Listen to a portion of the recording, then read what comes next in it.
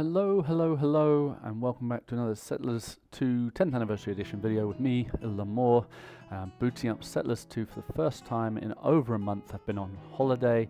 It has been absolutely wonderful, and I'm glad to be back, to be honest. Now, you might be seeing something a little bit strange in this Settlers video, in that the language is different, and I've switched it over to Turkish, which is a language that I speak. And together with Conrad AR, or Conradar, not sure which one, I've been putting together a Turkish translation, and this is it. And Conrad AR is absolutely excellent. If you want to do a translation to your language, you can do it. He would set you up with the files, and I'm sure he'd be happy to create another version of Settlers 2. Why are we looking at the credits? Well, number one, it's because today we're looking at the menus, and there are some interesting things in these menus that do affect gameplay, so I do encourage you to stick around. I learned some things doing this. You will learn some things watching me do this. But I'm in this credits menu for one reason and one reason alone. It's because my name is in the Turkish version. So if you want the Turkish version with my name in it, reach out. Alrighty, so we've seen the credits. I'm going to come to settings in a little bit, but multiplayer is where I want to start because there's not too much to say. If you're playing on a LAN, you can create a game, join a game, and set up here. You would have your call sign. Lamore is mine, obviously. You set up your conditions for victory, we'll come to those later. You set up your map, and one thing I do want to mention is this allow download, which is, do you allow someone to download a map? So if they don't already have it, they'll first download it and then play it. When you are ready to play, you click on the click sign, and when everybody's clicked, the game can start.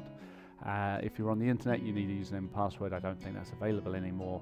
Or if someone's hosting a game, you can put in their IP address and get on board with them. But I'm going to concentrate on single player. This continue button just means it's going to load the latest save, which is normally an auto save. So if you just want to carry on. If you want to load another game, you can go into the load menu, and we'll have a look at that right at the end of this video. You just click on one and click load when you want to load it.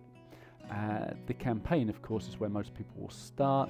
You get a silver flag for the campaign that's the next campaign, and a gold flag for ones that you've done. You can only click on flags, silver or gold, so you can't just skip to the next campaign.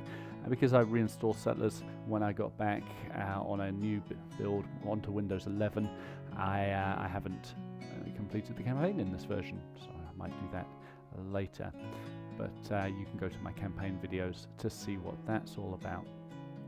Tutorial is just 4 very simple guided missions, and you have to do what they say. So I'm not going to go through the tutorial. Free play game is where we're going to spend most of our time. You can set up the teams, as you can see.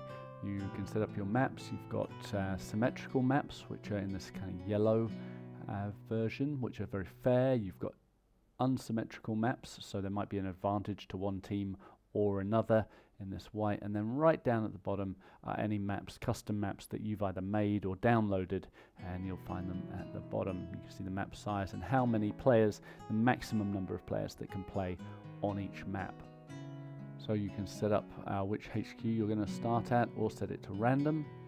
If you've got a map with more than 2, you can set up other teams to be random and you to be at an HQ, or vice versa. So there's quite a lot of customization. You can set up teams as well, so maybe people will be on teams against you, maybe not, if that's random. You can also set up the difficulty, so easy is just 1 stripe, medium 2 stripes, and hard with the cross swords. And then you can also set the color that people are going to be on. And if you set the teams, so now team 2 is going to be players 2 and 4, and they're going to be against us. You can also set the race, Roman, Nubian, or Chinese. And there's another video to be done on whether Settlers 2 10th anniversary is racist or not. I'm still undecided. Fog of War, on or off, just depends on whether you can see the whole map or not. On, you cannot. Off, you can see the whole map. And then conditions for victory, and we're going to come to these, talk about these a little bit later. You can start off with different resources, and we'll just have a quick look at what those mean. So let's jump down here. This first button is the mission, free play endless game. You saw the 4 different possibilities. That's endless game. You just keep on going, and this is the low resource start, if you start on low resources, you see it's not particularly low. I mean, you're going to get 34 stone and 34 planks, more than enough to get an economy going. You've got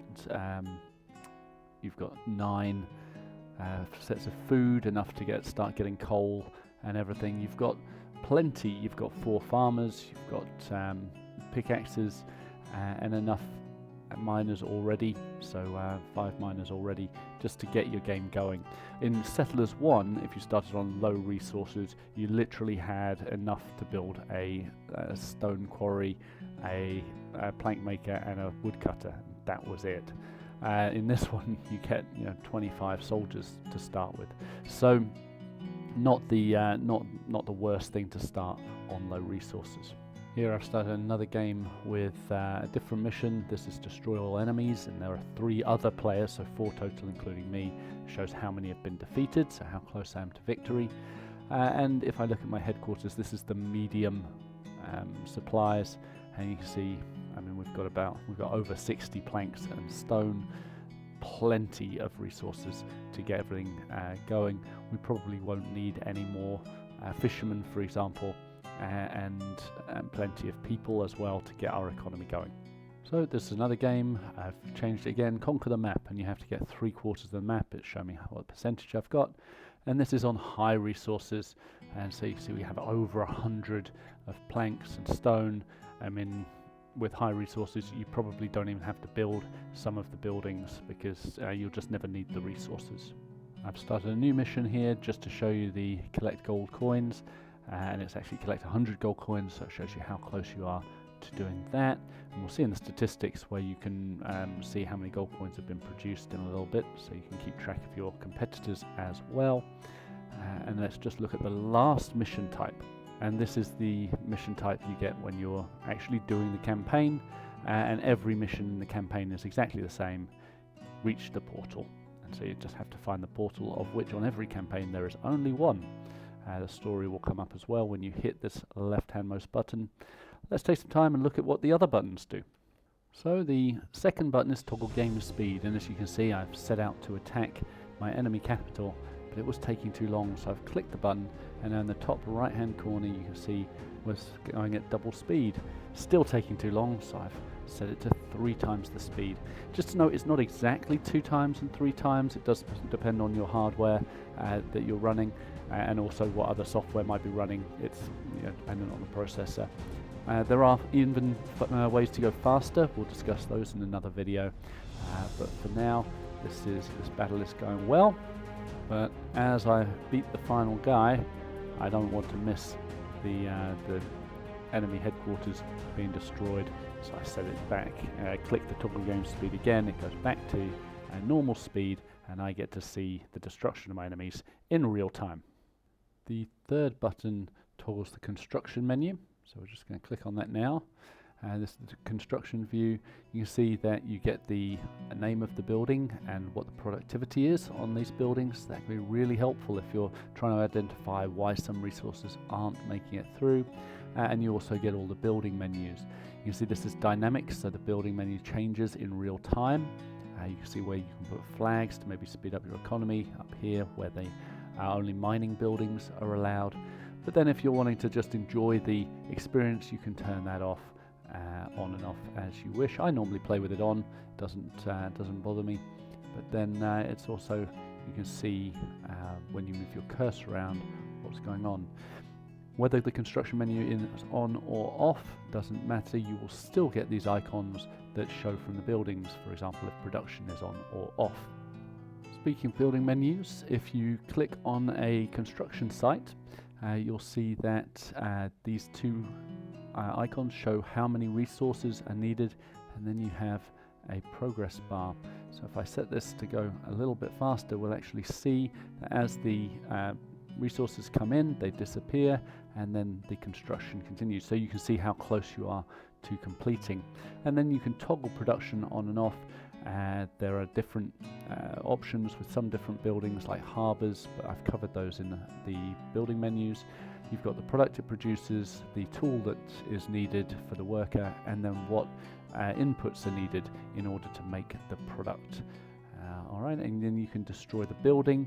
In Settlers 2 10th Anniversary Edition, you do get some resources back if you destroy the building like that, but if you destroy it from the flag, you don't get the resources back. So always best to destroy it from the building to get your resources back.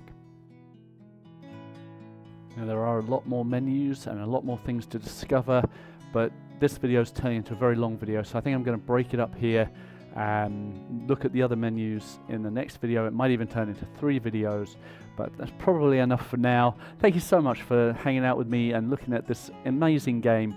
I really do enjoy playing it and explaining it. I hope you have a lovely day. I hope some of this has been useful for you, and I hope to see you again next time. The next video will come out much sooner than this one did, because I am back and raring to go. Bye bye.